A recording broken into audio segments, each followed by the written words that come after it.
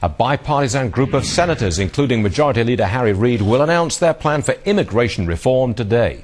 Under the new plan, 11 million immigrants will be eligible for citizenship. All rise, the judge is here. Andrew Napolitano is here. Welcome, Judge. Stuart, pleasure. Now, the right is probably going to say this is amnesty by any other name. That's an interesting choice of words. Where do you see this proposal? Oh, boy. You know, it's a very complicated situation. I think that this is an opportunity for the Republican Party to do the right thing to expand its base in an area towards human freedom and get on the other side of the immigration issue from the Democrats. But I don't know that that would happen. There are too many interests in the Republican Party that are adverse to the concept of expanding the number of immigrants here. And the principle of those interests is, you pointed this out in your intro, the cost. The federal government, now, we have Obamacare. We have basically Medicare for everybody that can't pay for it themselves. So if 11 million people suddenly became lawful, who's going to pay for their medical That's needs? The open question of the day, and we don't have a dollar number. My own view, as you know, is consistent with our colleagues in this building in the Wall Street Journal. And that is that if Stuart Varney and company were a real company, let's say you were a small manufacturing company, you made widgets in northern New Jersey, you should be able to hire whoever you want, as long as that person obeys the law and pays taxes. What business is it of the federal government where they were born?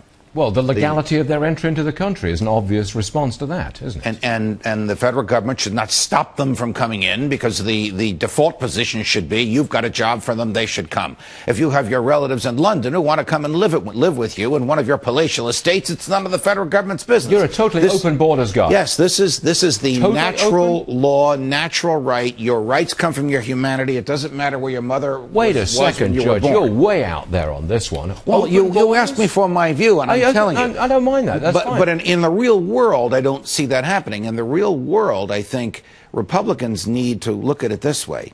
If they don't do the right thing on immigration, the president can use his powers under federal law, which has been given to other presidents, to allow these people to stay here lawfully, and that will add 11 to 13 million new voters to the Democratic rolls.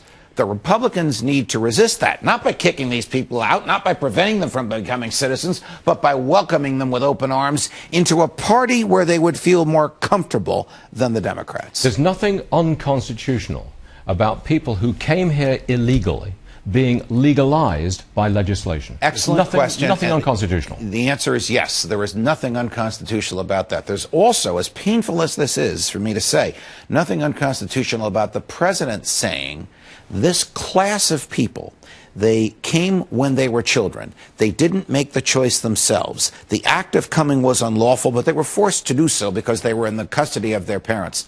I'm not going to prosecute them, and I'm going to let them stay. The president, because he has prosecutorial discretion, can do that, even though the practical effect of doing it is to change the immigration laws from the White House, not from the Congress. That is correct, Judge. Always as ever. Thank you very much indeed, Judge. Pleasure, my friend. Surely you weren't startled by anything I said. Startled? The open borders, the total open borders, that's, may I say, that is an extreme position. Well, then next time we'll talk about it. You could have called it exotic. Exotic?